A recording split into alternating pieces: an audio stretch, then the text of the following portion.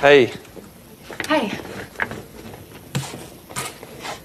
your autograph, please. Sure. Right, I'm pushing the air in now. Just a little, so the pressure in your chest will change. Lucy adalah seorang mahasiswi yang mempunyai beberapa pekerjaan lepas, seperti bekerja menjadi tester di sebuah laboratorium untuk alat medis. Dan dia pun juga bekerja di sebuah kedai kopi agar mendapatkan penghasilan tambahan. Di malam harinya, ia pun tetap bekerja menjadi seorang pelacur, memuaskan hasrat para pria hidung belang. Okay, heads or tails? Head.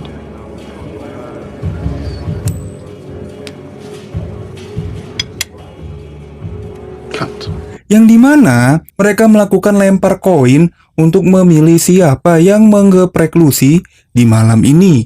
Malam ini ternyata adalah malam keberuntungan om ini cuy. Lucy pun digandeng menuju ring tinju. Padahal kenapa nggak bareng-bareng aja ya? Lucy sendiri tinggal bersama dua temannya, di mana Lucy ini tidak bisa membayar patungan uang sewa. Makanya sebagai gantinya ia pun diberi tugas untuk membersihkan kamar mandi rumah ini sampai kinclong. Setelah melalui hari yang sangat panjang, Lucy pun akhirnya bisa merasakan empuknya kasur. Dari sini kita bisa melihat bahwa Lucy adalah seorang perempuan mandiri, bukan seorang beban keluarga yang harus melakukan berbagai pekerjaan agar dia nih bisa bertahan hidup. Lucy pun harus juga membantu ibunya dari sisi keuangan, walaupun itu terasa sangat berat bagi dirinya. Hello, Lucy. Hey, Batman. Come in. I buy gifts. Lucy sendiri mempunyai seorang pria spesial yang bernama Birdman. Sepertinya Lucy ini sangat sayang banget ya sama si laki-laki ini. Walaupun feeling gua kok si Birdman ini biasa aja ya sama si Lucy. Suatu hari, Lucy pun pergi ke sebuah tempat dengan berpakaian yang sangat rapi, di mana dia ini bertemu dengan Clara, seorang agen penyalur pekerjaan yang menawarkan sebuah pekerjaan kepada Lucy. We are looking for a silver service waitress to work at private functions in lingerie that we will supply. The pay is $250 an hour cash. You will be engaged on a freelance basis. Jadi, Lucy ini akan bekerja sebagai seorang pelayan VIP dengan bayaran yang sangat besar. Tentu hal ini sangat susah lah untuk ditolak sama Lucy. Ditambah lagi dengan bayaran sebesar itu, Lucy ini tidak digeprek atau diapa-apain. Pekerjaan seperti apa ya? Sebagai langkah awal, Lucy pun diminta membuka pakaiannya untuk dinilai oleh Clara apakah dia ini layak atau tidak untuk pekerjaan ini. Tanpa ragu, ia pun membuka pakaiannya dan terlihatlah badannya Lucy yang sangat mulus. Dari kaki hingga kepala semuanya diperiksa dengan sangat teliti. Dan dengan badan mulus yang dimiliki Lucy, ia pun dinyatakan sangat layak dan mendapatkan pekerjaan ini. On your name. I'd like to call you Sarah. Supaya menjaga privasi, Lucy pun diberi nama samaran, yaitu Sarah. Selanjutnya, Lucy pun mendapat beragam fasilitas yang sangat tidak mungkin ia dapatkan dengan bekerja secara halal. Seperti ke salon dan mencabut bulu. Ya, lu tau lah bulu mana yang gue maksud kan? Lucy pun membagikan kebahagiaannya kepada pacarnya. Lalu, pacarnya pun tanpa basa-basi langsung mengajak Lucy untuk menonton bokep. Ya sudah tentu sama Lucy ditolak dong. Singkat cerita, tibalah hari pertama Lucy bekerja. Ia pun dijemput oleh supir pribadi di depan rumah. Lalu ia dibawa ke sebuah rumah yang sangat mewah. Di sana, ia disambut dengan pekerja senior yang langsung menyuruh Lucy untuk berdandan dan bersiap-siap. Lucy pun lalu membuka pakaiannya dan mempersiapkan mentalnya cuy. Jadi, ternyata Lucy ini bekerja menjadi seorang pelayan, melayani makan malam untuk sekumpulan kakek-kakek mesum, tapi kaya raya. Jadi wajar aja Lucy dibayar sangat mahal dan diberi fasilitas yang sangat mewah. Hari pertama kerja pun berjalan dengan mulus dan dia pun pulang ke rumah menghitung penghasilan yang ia dapat sambil membakar sebatang rokok. Tapi sama Lucy uang hasil kerjanya ini malah dibakar cuy. Dan seakan-akan Dia ini sangat menikmati kobaran api yang menghanguskan uangnya.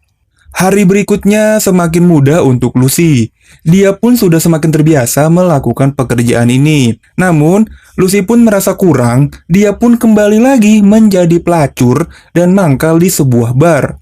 Tidak perlu waktu lama, ia pun lalu dihampiri sama seorang om-om yang kesepian. Lucy pun langsung memancing om tersebut dengan menaikkan sedikit celananya dia. I want to show you something. I would really love to suck your cock. Om itu pun auto tegang dong. Nah, keesokan paginya dengan rambut yang masih berantakan, Lucy pun langsung mampir ke rumah pacarnya. Ia pun lalu bertanya kepada pacarnya, apakah ia mau menikah dengan dirinya. Waduh, kenapa nih? Tentu pacarnya mau dong, tapi ia tidak ingin terburu-buru untuk menikah. Entah kenapa Lucy pun menjadi nangis cuy. Nah, di saat si Lucy lagi kuliah, ia pun mendadak mendapat sebuah telepon dari Clara yang memberikannya sebuah pekerjaan.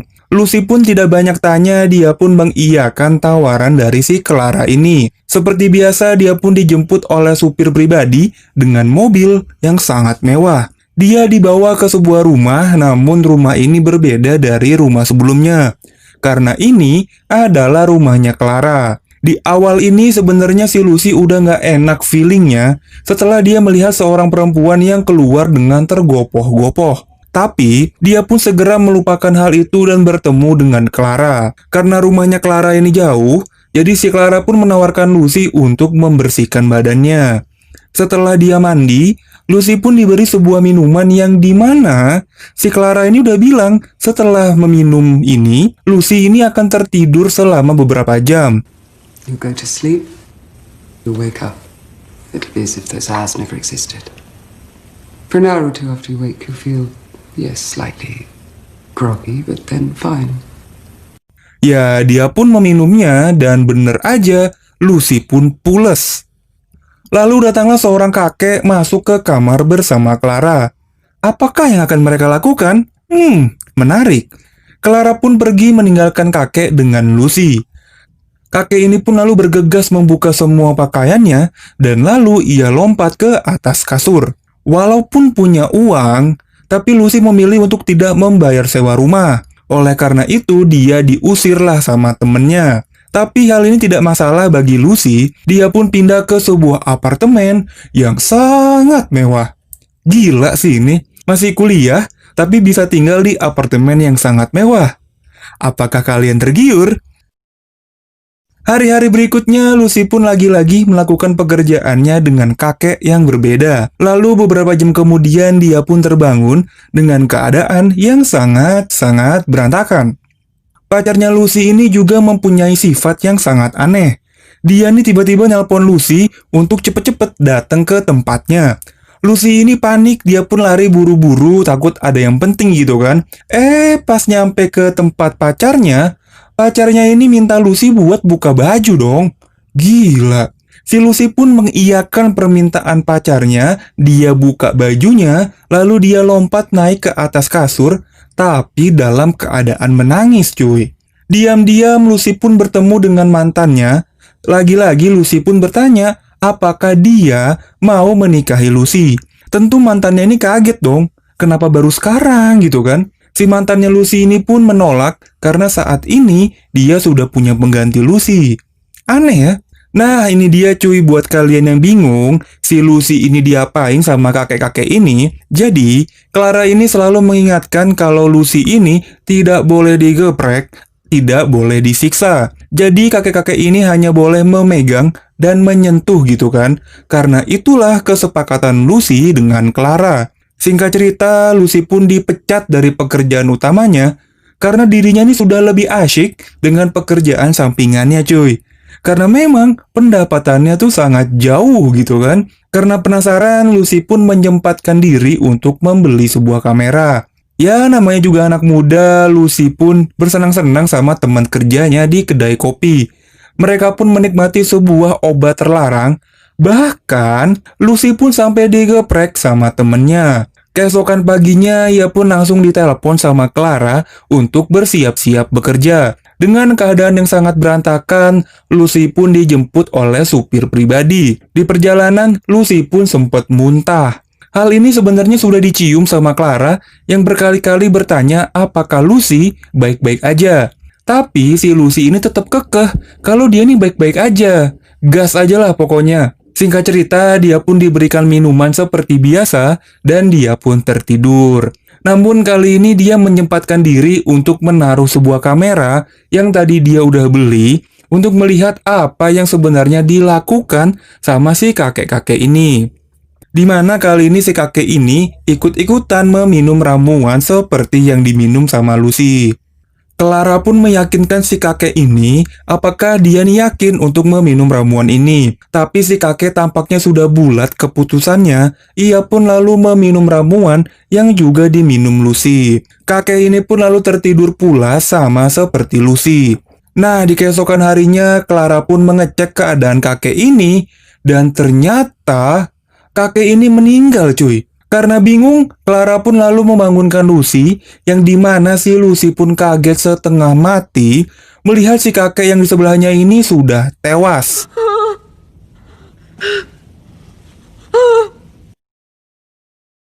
Kalau dilihat dari rekaman yang ada di kameranya Lucy, memang si kakek ini nggak ngapa-ngapain cuy. Kemungkinan besar dia ini meninggal terkena serangan jantung. Oke. Begitulah cuy alur cerita dari film Sleeping Beauty yang rilis tahun 2011. Walaupun endingnya sangat kentang dan sangat menggantung, tapi kita bisa mengambil pelajaran positif dari apa yang dilakukan Lucy. Semangat dan etos kerja yang sangat tinggi untuk bertahan hidup nih patut kita contoh, walaupun caranya dia salah. Jangan ditiru ya caranya. Tapi kalau kepepet ya terserah sih. Kalau kalian yang masih agak bingung, jadi si kakek-kakek ini tuh mempunyai sebuah komunitas cuy, di mana mereka semua ini kaya raya, tapi mereka nih udah impoten, atau burungnya mereka nih udah nggak bisa bangun lagi lah. Makanya, Lucy ini tuh nggak digeprek sama mereka. Kalau ada hal yang kalian masih bingung, silakan tulis di kolom komentar ya. Terima kasih banyak yang udah nemenin gua nonton sampai habis. Kalau kalian suka dengan konten seperti ini, silahkan subscribe supaya nggak ketinggalan video menarik lainnya yang seperti ini nih. Gua cabut dan bye-bye.